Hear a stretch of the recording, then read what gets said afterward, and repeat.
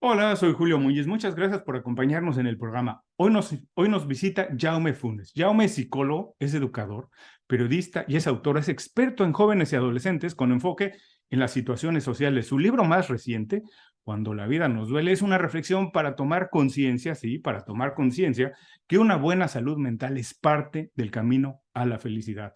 Hoy vamos a platicar de todo eso, de los hábitos que tenemos, de la salud como persona, de la salud como sociedad. Así que quédense porque tenemos un programa muy interesante. Jaume, muchas gracias por hacer tiempo para platicar con nosotros. Bienvenido inconfundiblemente. Antes de ir al libro, porque quiero hablar mucho del libro, quiero aprovechar para preguntarte esto. ¿Cómo se lleva esto de presentarse como psicólogo, educador, periodista y autor? Antes las personas eran una sola cosa. Era periodista o era médico. Hoy, y a mí me encanta, porque me hace recordar un poco el Renacimiento, las personas podemos ser muchas cosas. Incluso a mí me gusta agregar cosas a mi currículum. Soy podcaster, soy entrevistador, soy sociólogo, soy todo. ¿Cómo se lleva esto, Jaume? Bueno, encantado de compartir este rato con vosotros y con los que nos vean. ¿Cómo se lleva? A ver, probablemente hay una razón histórica, es decir, como sabes muy bien, cualquier persona que hoy empieza a trabajar tendrá 50.000 oficios en su vida antes de llegar a mi edad. Pero además hay una característica personal, que es la que supongo que a los que nos ven y nos oyen les puede interesar más. Yo soy un hombre ecléctico, es decir, no me echaron del colegio de psicólogos, pero podrían haberlo hecho, porque soy lo más heterodoxo. Hice periodismo y he sido corresponsal, pero en realidad describo realidades, vidas. Soy educador, entre otras cosas, porque creo que lo que hacemos las personas que nos dedicamos a estar con las personas es acompañar vidas, y en ese acompañar vidas a veces ayudamos a construir la propia vida y a veces ayudamos a que se sientan mejor. Pero podría añadir etiquetas, es decir, detrás mío puedes ver algunos cuadros, también pinto cuando Ah, eh, me dejan en paz y puedo, en lugar de pensar con las palabras, pensar con los colores. Me gusta, acepto, que, es decir, no me definiría nunca por una única etiqueta y por un único oficio. ahora dime una cosa. Dices que es una característica personal. ¿Esto es algo aprendido o es algo que tenemos innato, natural? ¿Por qué a algunas personas les cuesta trabajo saltar de una profesión o de un oficio o de un negocio a otro y otras lo hacen muy natural? Es natural, es innato, es aprendido, es visto en la casa desde muy pequeño. ¿Por qué algunas personas lo tienen más fácil que otras? Quizás puede haber mucho visto en casa. Mi padre pues, tenía muchos oficios, pero oficios para sobrevivir. Era la época en la que había de hacer aquello que podía. Hay una parte innata, inevitable, pero no hay nada innato en nuestras vidas que no se desarrolle en un contexto. O sea, yo puedo Ujú. llegar a ser, podría llegar a ser premio Nobel hipotéticamente si tuviera posibilidades, pero si no se desarrolla en mi entorno esto no sería así. Yo creo que son características personales, pero con entornos suficientemente creativos, abiertos, con seguridades, sentirse querido, sentirse seguro, te permite aventuras inseguras, te permite cambiar de trabajo, te permite descubrir. Ayudar a las personas te obliga a descubrir perspectivas diferentes y entonces te obliga también a no buscar un catecismo, un manual, una ortodoxia, porque te obliga a sentirse seguro descubriendo.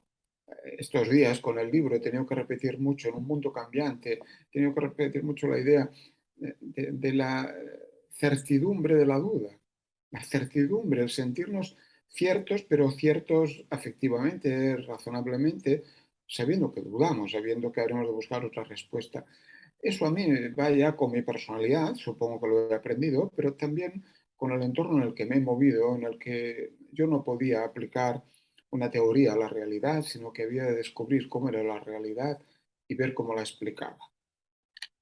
Me gustó mucho esto que dices y yo lo comparto, que dices que todo tiene que ver con un contexto, porque efectivamente, incluso, por ejemplo, cosas tan eh, exactas como las matemáticas, los números, pues tienen que ver con el contexto. Cuánto, a lo mejor $1,000 es mucho en una parte, pero muy poco en otra parte, tiene que ver precisamente con el contexto donde lo Pero, estemos pero, pero diciendo. incluso, pero incluso aprender a gestionar esos $1.000 tiene que ver Claro, con si cuando te enseñaron el cálculo de las proporciones, ese día estabas enamorado o estabas agobiado. Es posible que odies claro. ese cálculo o creas que es la solución de tu vida, depende del entorno afectivo en el que se desarrolló.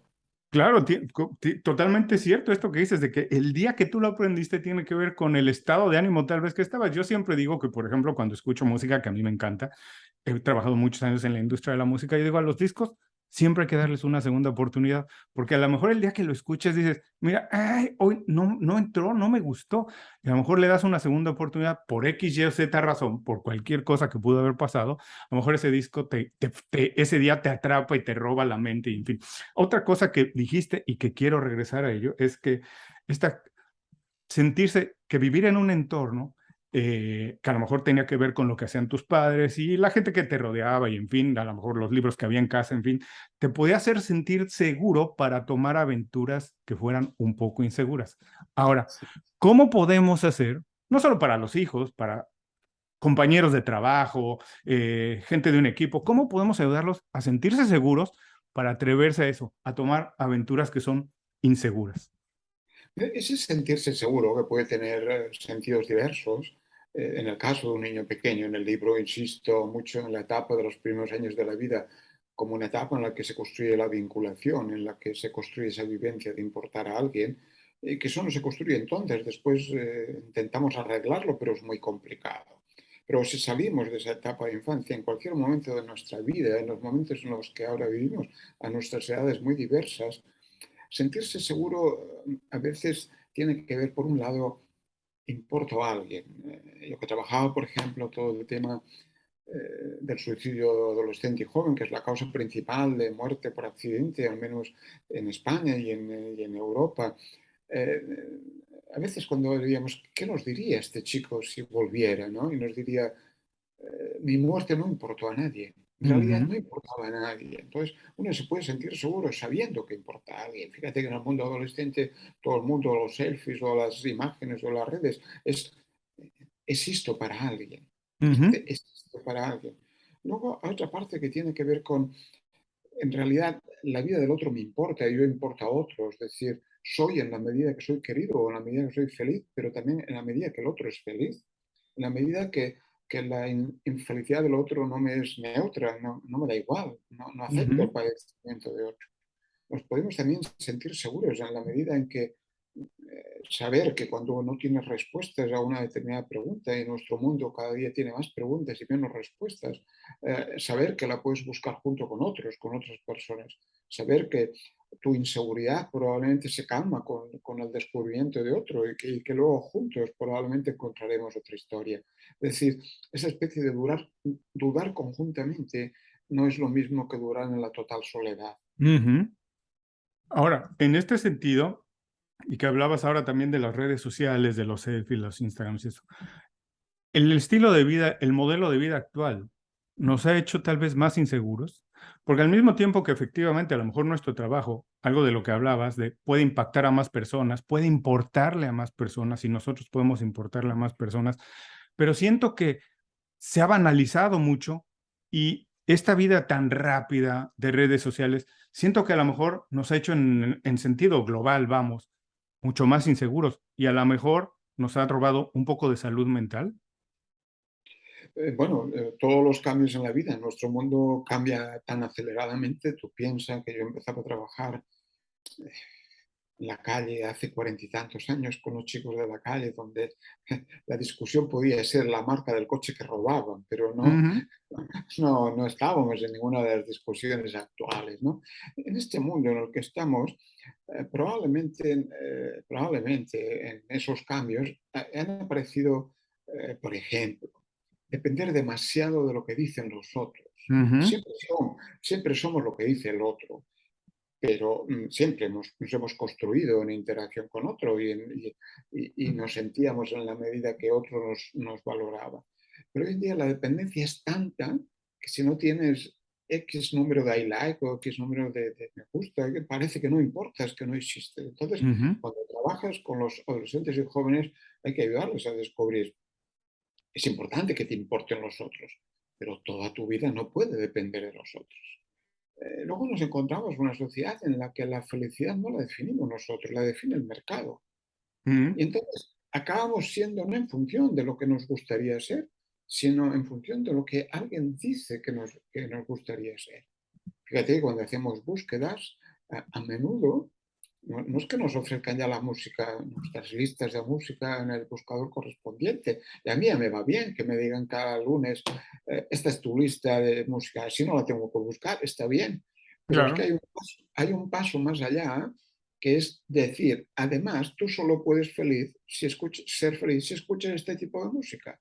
Con lo cual, el proyecto de mi felicidad no lo han definido ya antes y yo no Ujú. lo voy a aceptar. Entonces, somos demasiado dependientes de alguien que nos dice cómo de ser feliz y cómo deberíamos continuar siendo felices. Entonces, nos falla ese educar para decir qué hay detrás de la pantalla, qué te están vendiendo. Porque entonces, claro, yo a los adolescentes siempre les digo como máxima, no te fíes nunca de nada que te diga nadie. Y entonces dices, ¿eso es relativismo puro? No, es, ojo, piensa tú, ¿te fías de quien te lo dice o no te fías? ¿Qué te están vendiendo o qué no? ¿En qué te dejan ser tú o no? Pero que no te limiten tu capacidad. Y luego también vivimos en un mundo en el que eh, estamos muy relacionados, entre comillas, en teoría, pero en realidad es una suma de egoísmos, es una Ujú. suma de egoísmos en el que solo pensamos en nosotros y en los otros como afirmadores de nosotros. Y Ujú. no nos paramos nunca a pensar cómo somos por dentro, qué sentimos, qué vivimos, y no nos paramos a pensar cómo se siente el otro. Todo eso nos hace más vulnerables a ser un poco marionetas de fuerzas que no controlamos, que tienen que ver con el mercado, con los otros, con los intereses, con el individualismo. Ahí es donde estamos, lo cual no quiere decir que sea ni peor ni mejor, sino simplemente que hemos de Claro. pensar cómo ser persona. En alguno de los libros yo decía, cómo se educa para ser personas en un mundo de pantallas, o en un mundo digital, o un mundo en red, pero seguimos preguntándonos cómo se educa para ser personas, no para otra cosa. Oh, me encantó este concepto. Regresemos un poco más tarde a esto de cómo ser personas en un mundo de pantallas y digital, pero no quiero dejar pasar otra cosa que dijiste, que vivimos ahora muchas veces en un mundo donde la felicidad ni siquiera la definimos nosotros, está definida por alguien más y solo nos podemos sentir felices si hacemos lo que alguien más decidió. Por favor, para las personas que nos están escuchando, Jaume, danos 2 o 3 tips de cómo escapar a eso, de cómo decir, ok, puedo convivir un poco con esto, pero, ¿qué tengo que hacer para definir mi modelo de felicidad, de sentirme yo por lo menos a gusto y no estar dependiendo de lo que alguien más aprueba o desaprueba de mí, de mis logros, de mis intereses, de las cosas de mi bienestar? ¿Cómo podemos defendernos de eso, de ser víctimas, en algún sentido, del mercado? A ver, empecemos por la parte final, digamos. Muchas veces en el libro, insisto, cuando hablamos de los dolores de la vida, estamos hablando de dolores que nos provoca no llegar a ser aquello que otro definió que teníamos que llegar a ser. ¿Ok? Es algo, a veces es algo tan elemental, la chica estudiosa que tiene que tener notas muy altas para poder acceder a la nota de corte de la universidad, Ujú.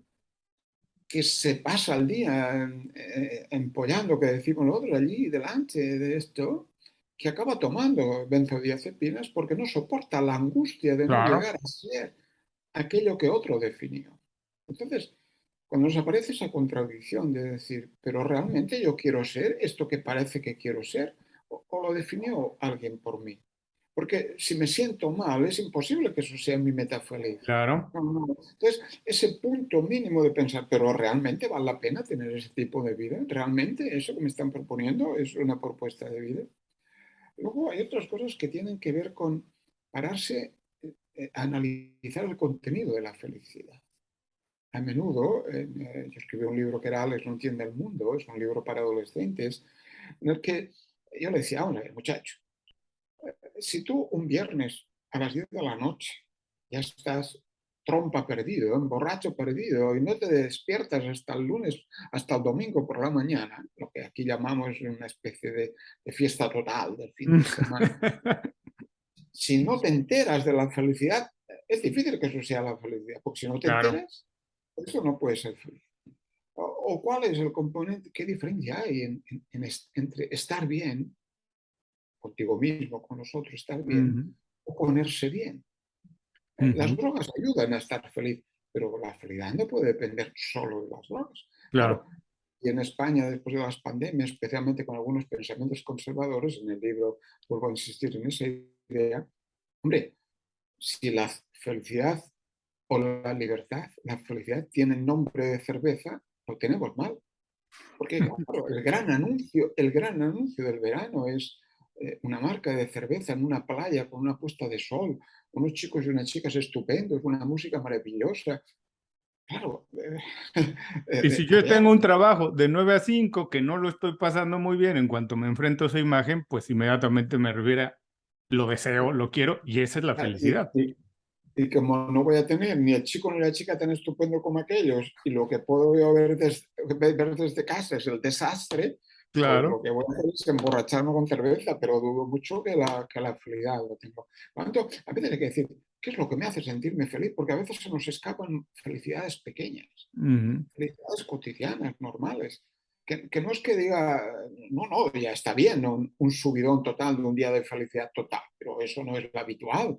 Entonces, párate a pensar cuál es el contenido de lo que tú crees que puede ser la felicidad.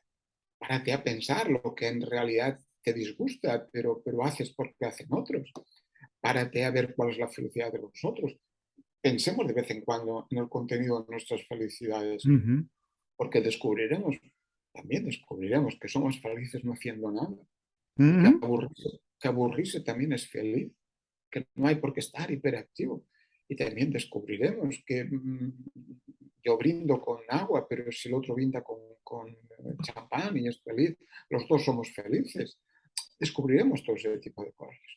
Pero claro, te digo, si solo queremos ser felices de acuerdo con lo que otro ha definido que es, y además no podemos serlo, pues claro, luego iremos al médico a por la pastilla correspondiente porque estamos agobiados, estamos angustiados.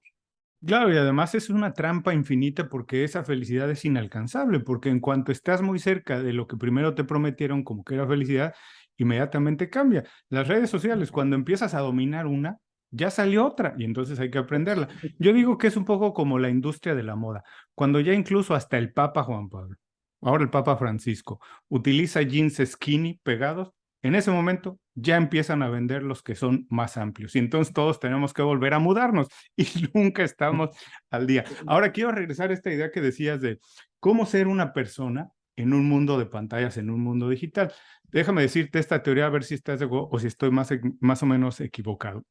Yo creo que la vida, desde que el hombre es hombre, no ha cambiado mucho en el término de las necesidades que tenemos, ¿no? Pero a lo mejor cómo las conseguimos, sí. Lo único que creo que sí ha cambiado mucho es la velocidad con la que nos comunicamos. En realidad es, ahora tú y yo estamos hablando en dos continentes distintos. Eso hace 20 años era imposible pensar o nos hubiera costado una fortuna. Hoy podemos viajar de un continente a otro en cuestión de 6, 7 horas. También eso era impensable hace 200 años. Eso sí ha cambiado. Las redes sociales que nos hacen comunicar de manera muy rápida, de tener un grupo estar en contacto con personas tal vez muy lejos, pero eso ha cambiado muy rápido. Mi pregunta es si nuestra mentalidad, si nuestra mente ha cambiado esa velocidad, si estamos listos para procesar eso y en ese sentido definirnos como una persona moderna. A ver, hay una teoría de fondo. El ser humano siempre es un ser adaptativo. Siempre ¿Ok? ha ido adaptándose a un mundo que cambiaba. Entonces, desde hace muchos años, yo trabajé cuando era muy joven en la Sandoz, la farmacéutica, y había un vídeo en aquel momento, un vídeo, bueno, en el momento era un documental en Super 8, que decía, el ritmo con el que cambia el mundo es más rápido que el ritmo con el ser humano puede adaptarse a ese mundo que cambia. ¿Ok? Pues, hay algunas disfunciones las que vivimos, es que es nuestra capacidad adaptativa hay un momento que se resiste y hay gente que dice, no, a mí No. no, no, no. Pero más allá de esto, que es cierto relativamente, porque también hay instrumentos que nos permiten una adaptación más rápida, es decir, que también probablemente los propios cambios tecnológicos permiten adaptaciones más rápidas. Fuera de esto, sí que hay una cosa en la que tú decías que a mi parecer, en algunos textos he insistido, pero a mi parecer es, a ver, ¿qué es lo que cambia y qué es lo que no cambia? Uh -huh. Mm, acceder al conocimiento ha cambiado drásticamente, claro. Cuando yo era Ujú. estudiante iba a una biblioteca, consultaba fichas en papel, que había una referencia de un libro que te anotabas y buscabas otra ficha. Hoy cualquier texto es hipertexto. Cualquier Claro, palabra, no hay más que picar encima para que te lleve a un universo en el que pueda haber imágenes, música, conocimiento, así todo. es. Eso ha cambiado drásticamente. Hoy en día acceder al conocimiento, al saber, es enormemente fácil y enormemente complejo. Pero ¿qué es lo que no ha cambiado? Tener ganas de acceder al saber. Eso.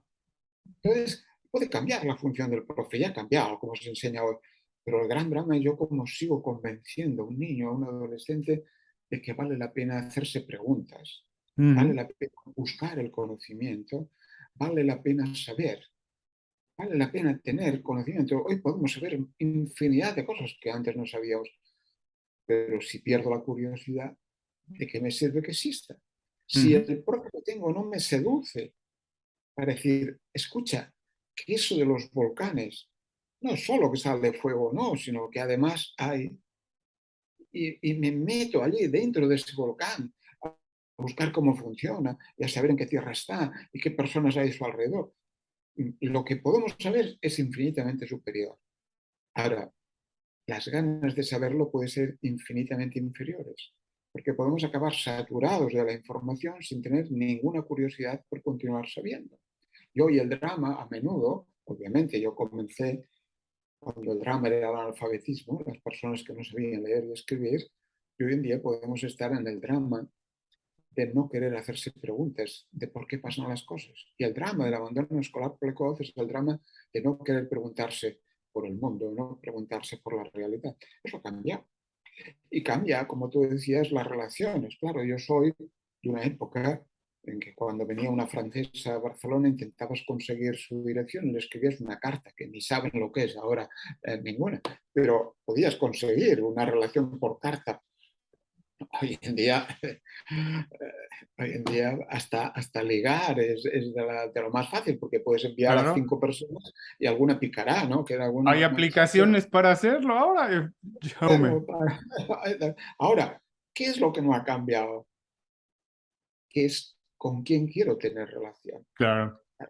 En España se suele decir follamigos, porque solo quiere tener una relación sexual y nada más.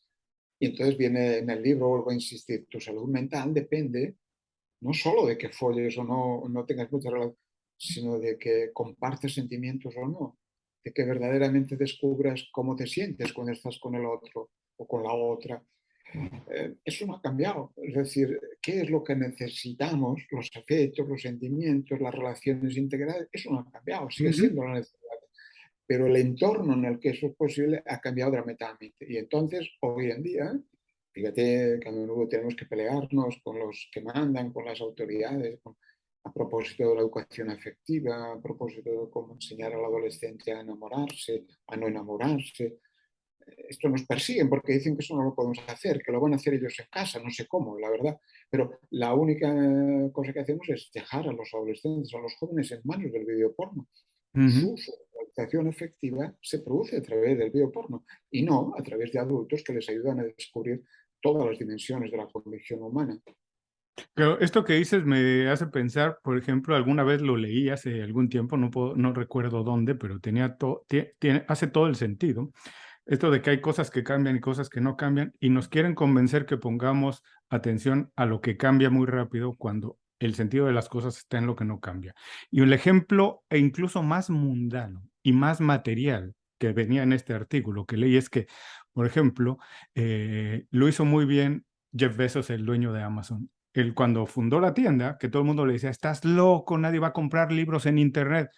Él dice, él se fijó en que la gente toda la vida va a querer seguir leyendo. Lo va a hacer de otra manera, pero dijo, el negocio está en que las personas van a querer seguir leyendo. No van a ir a la biblioteca, no van a ir a la tienda de libros, van a comprar los libros en Internet. Ese fue el secreto y lo hizo. Y de verdad, si nos ponemos a pensar, es cierto. Todo el mundo tiene todavía la necesidad, las ganas y el deseo de leer. Ahora, Amazon es el rey de vender los libros, pero porque él se Pero, fijó en lo que no cambia, en el deseo. por eso digo, no peleémonos sobre lo que significa leer. lo Ujú. que significa leer, no hablemos del papel, no, Ajá.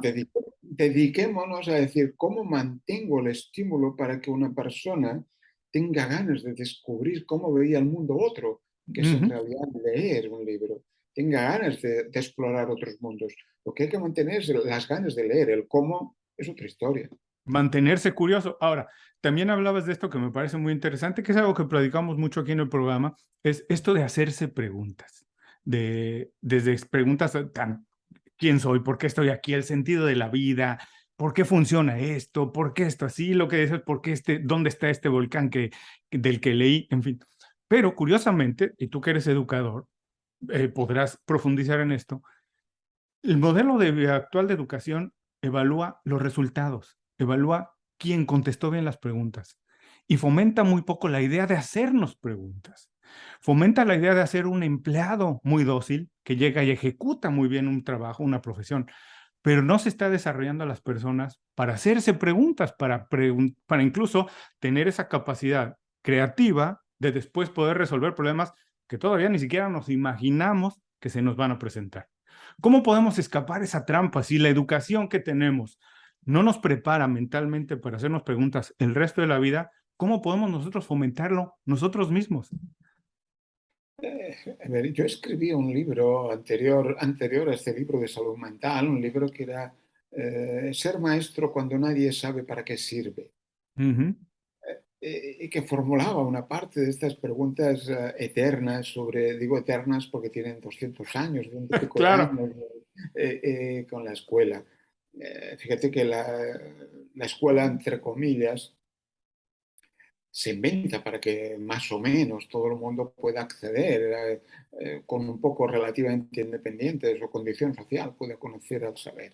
En realidad yo insisto que la escuela se inventa para que los hijos puedan escaparse de las familias, es decir, para que puedan ver el mundo por otra claro, ventana, ¿no? para, claro. para no tener la única lectura. Entonces, la escuela, a poco que se repasen todos los movimientos de renovación e innovación pedagógica, especialmente europeos, pero también americanos, de los últimos 100 años, todos los movimientos que tienen que ver con la nueva escuela y compañía, aparecen tres o cuatro crisis en las que la escuela es continuamente resistente.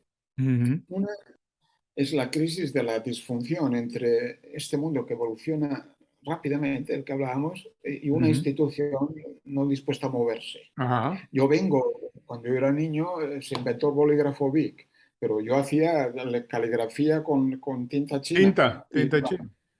muchos años estuvo prohibido el bolígrafo porque deformaba la letra. O sea, Ujú. siempre había esta lógica se mantiene, pero claro, si la sociedad evoluciona rapidísimamente y la escuela le cuesta, hay un momento que esa distancia es profunda y en estos momentos es muy profunda esa distancia entre lo que propone la escuela y lo que la sociedad no ya necesita el mercado, que es otra historia, sino las personas que viven en esta sociedad necesitan. Y esa Claro. distancia es muy fuerte. Cuando se llega a la adolescencia y a la juventud, ya es inmensa.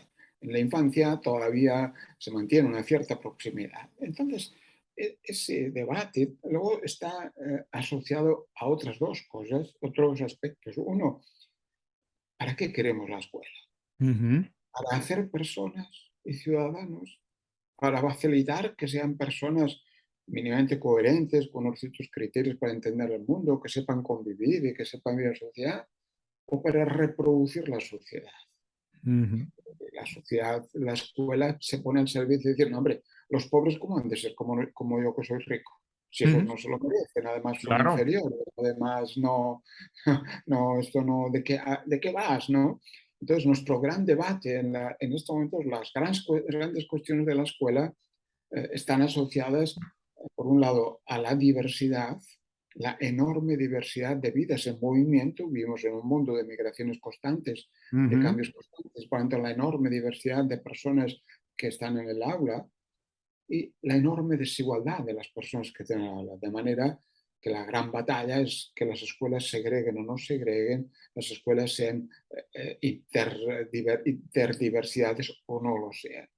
Y en esa situación aparece, para ahí venía lo del libro, el profe que se pregunta, ¿y yo qué pinto aquí cuando entro en el Ujú. aula? ¿Para qué sirvo? Sí, claro. Una, Entonces, una, claro, una pregunta muy válida que pocos profesores porque deben hacerse.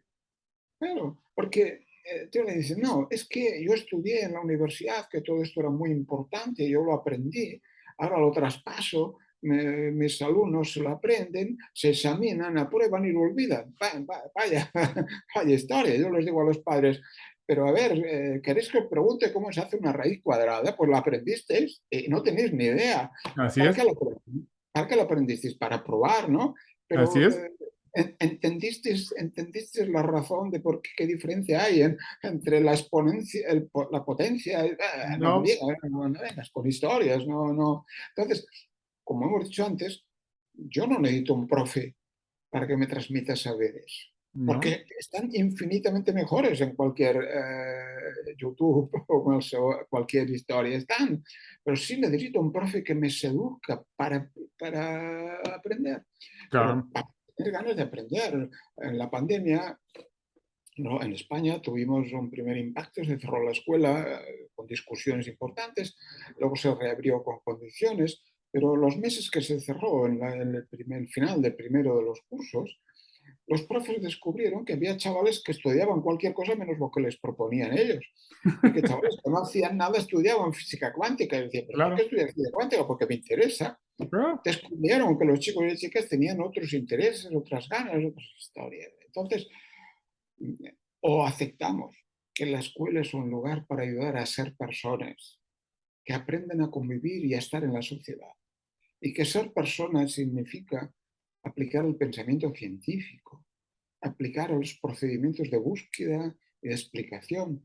O aceptamos que lo que hay que educar es para que aprendan a pensar, no para que les ujú, demos las respuestas. O aceptamos eso, o siempre la escuela genera sujetos inadaptados que no tienen nada que ver con un mundo que va cambiando, que al final caen en manos de otras fuerzas que no son obviamente las de la educación para todo el mundo.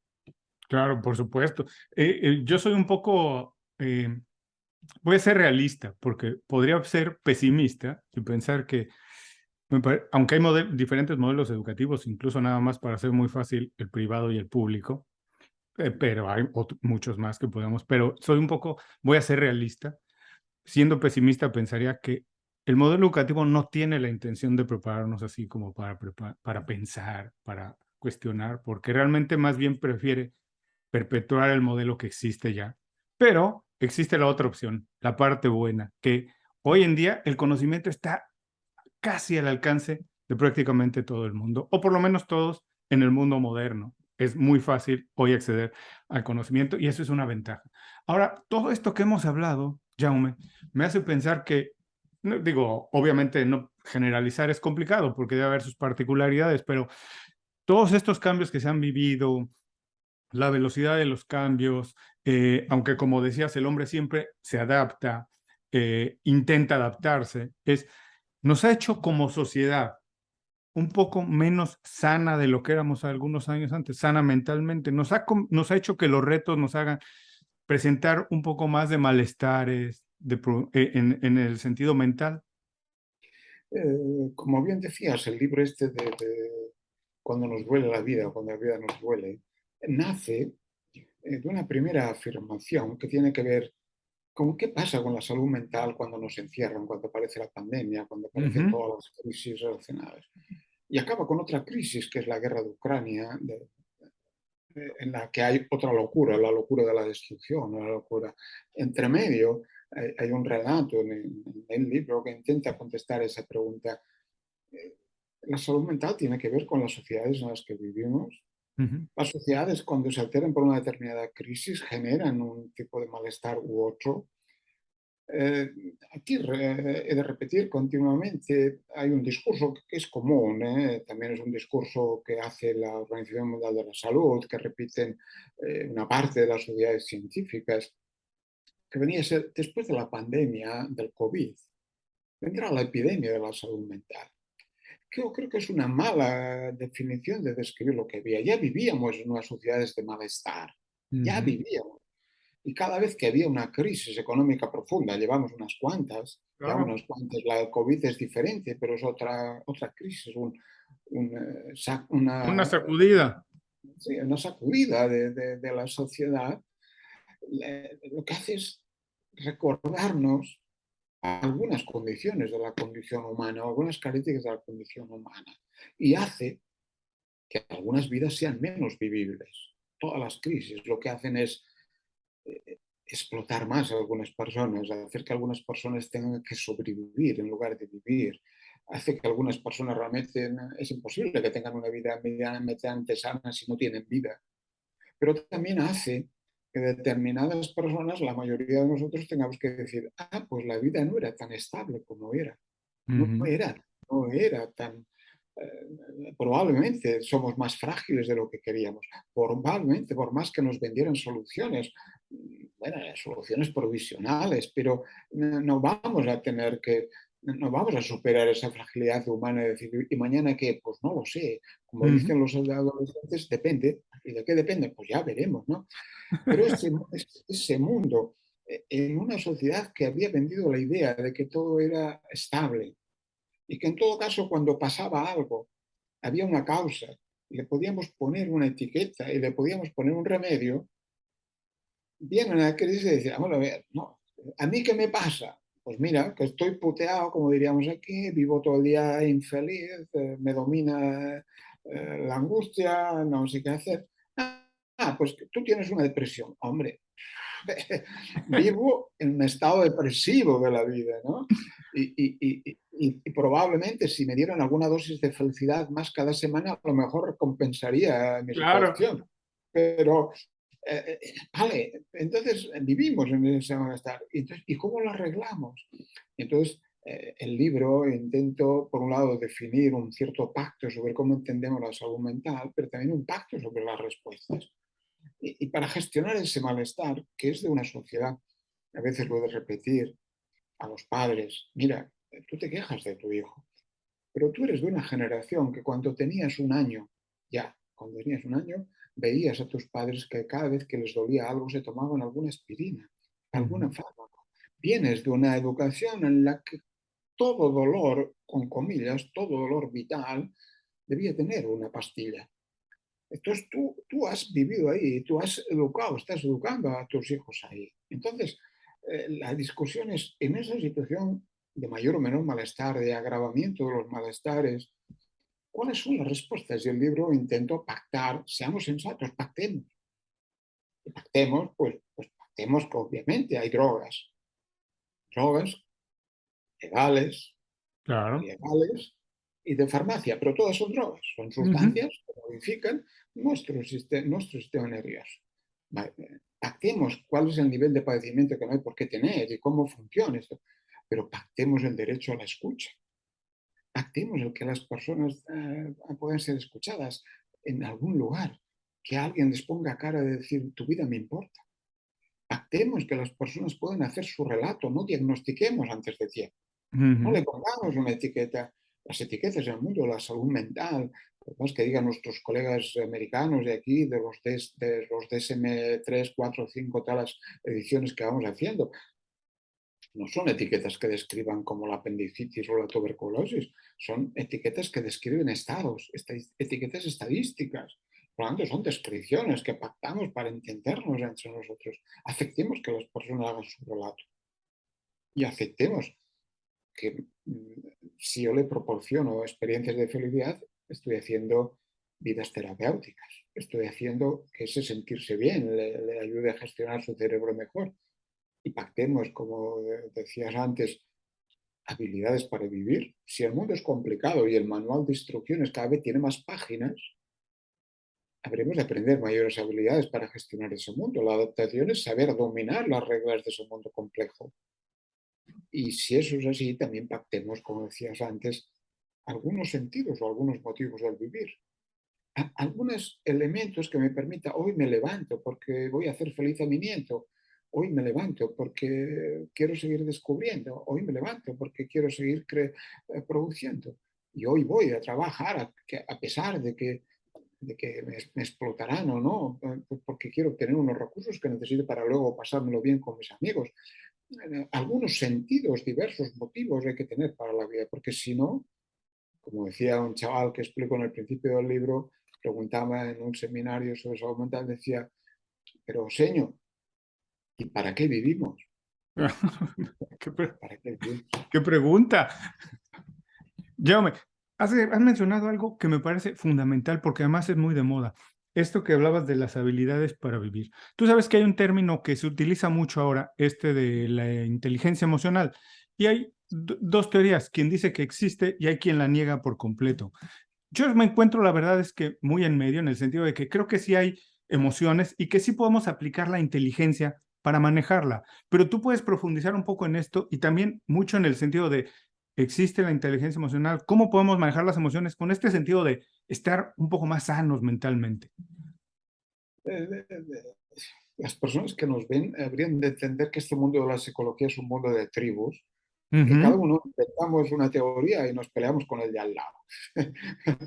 Aclarado eso, que en realidad, ya digo, cuando decía que no me echaron del colegio de psicólogos, pero yo creo que la actitud a la vida es el eclecticismo, la capacidad de aceptar que no hay ni una sola teoría, ni el yoga más maravilloso lo entiende todo y lo arregla todo, que quiero decir que hay que aceptar esa simbiosis entre explicaciones diversas.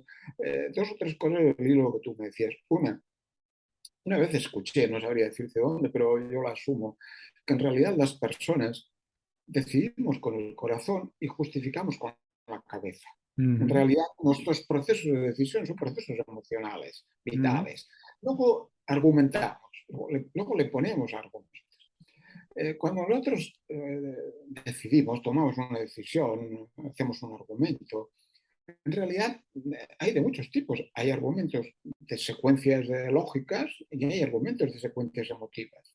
Ujú. Eh, Cuando ayudas a una chica que se enamoró de quien no le tocaba, que está convencido de que es un desastre, que es el primer amor de su vida y no lo puede Claro, dejar, ¿con qué está razonando? así es. Claro, el razonamiento de decir por fin me siento deseada, que es un Ujú. razonamiento emocional, pesa mucho más del razonamiento de decir este tío no me conviene. Claro. Claro, entonces, ¿por qué vamos a negar esto? Entonces, hay algo de inteligencias emocionales, no una o dos, múltiples. En el libro yo insisto, como algún amigo me parece que hacía una lista de 140 emociones. Bueno, vale, y hay que distinguir emociones, sentimientos, es igual, no entraremos Ujú. porque yo creo que es una discusión académica, ¿no? Pero lo que sí es cierto es que hay emociones e impulsos más naturales y todas estas emociones son modificadas por las culturas y construyen sentimientos.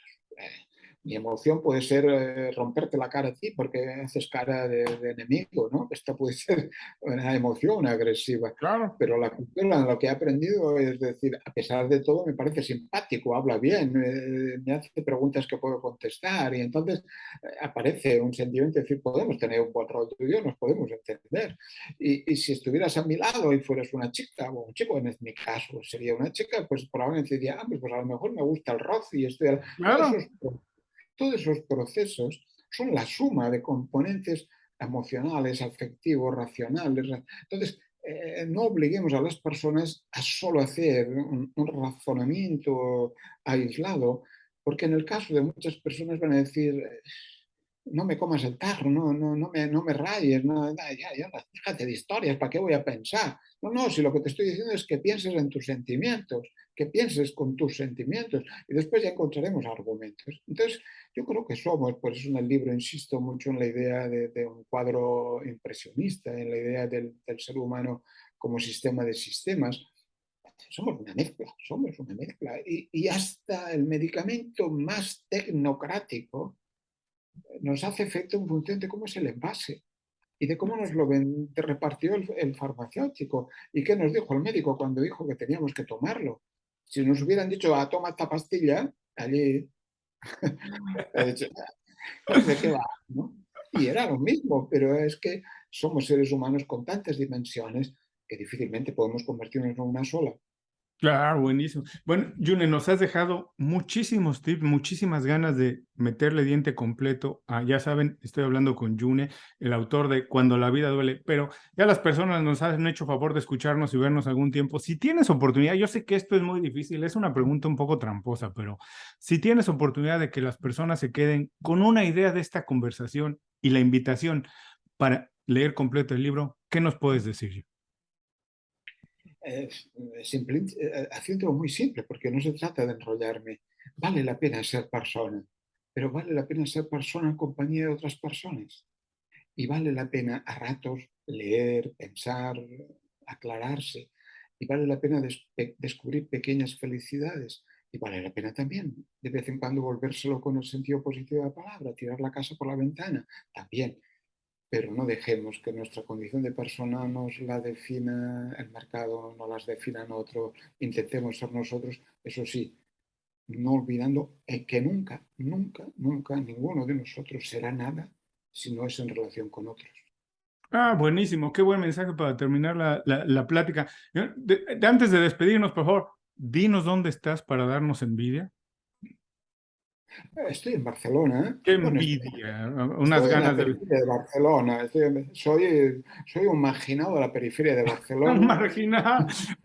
Aunque es decir, si abriera la ventana os enseñaría barrios dormitorio y compañía. Yo soy privilegiado porque estoy en un espacio muy grande, podéis ver que puedo pintar también, pero tengo lugar. Pero sigo siendo alguien marginal, alguien de la periferia de la gran ciudad. Es como si en Miami no conozco, pero en México, Distrito Federal, no tengo una idea, pues si estuviera en alguno de los barrios lejanos de la ciudad, aunque Barcelona es una ciudad relativamente pequeña comparada con otros, de 1,5 millones, una cosa así, pero Mm, la conurbación son 2 millones algo, Cataluña son 7 millones, somos una nación pequeña, relativamente pequeña, pero no me sentiría persona viviendo entre ricos, no me sentiría una cosa rara.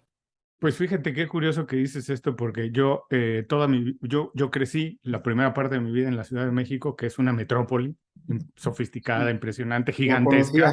la conocí hace 3 años, fui a Imagínate, predicar. gigantesca con sus cosas buenas y sus malas, como todas las metrópolis, pero te haces una, como realmente, como se nos conoce a las personas que nacimos, que crecemos en esas ciudades, como rata de ciudad, y vives esa vida y pienso, mira, cuando me mudé a Miami, para mí Miami era un pueblo pequeño, porque en realidad es una ciudad muy pequeña Al lado de comparada con, México. claro, comparada con la Ciudad de México, pero he aprendido de lo que precisamente hablabas, he aprendido a disfrutar las dos cosas. Al principio me quedaba, Miami me parecía un poco chica y me quedaba un poco chica en ese sentido porque estaba acostumbrado a otra cosa, pero ahora he aprendido a disfrutar las dos cosas. Y cuando estoy en Ciudad de México me siento como pez en el agua y hoy disfruto muchísimo cada vez más vivir en ciudades pequeñas y estar en ciudades pequeñas. Creo que tienen otro encanto. Entonces yo creo que sí vale la pena darse la oportunidad de disfrutar lo que tiene uno al alcance de la mano.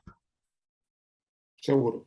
Bueno, pues te mando un abrazo muy grande. Muchísimas gracias por esta conversación, Jaume. Espero que la próxima vez sea en persona, que nos podamos tomar unas cañas, dar un abrazo y podríamos pasar horas y horas hablando de esto. Muy bien. Y a todos Hasta los que la nos próxima. escuchan y ven, les recuerdo, con esto terminamos la entrevista con Jaume Funes, pero sus ideas no se mueren aquí, regresen más tarde a las notas del programa, dejaremos ahí todos los enlaces para que conozcan más de él, ligas a sus redes sociales, la liga directa para quien quiere comprar su libro y puedan tomar nota de todo lo que nos comentó en esta conversación.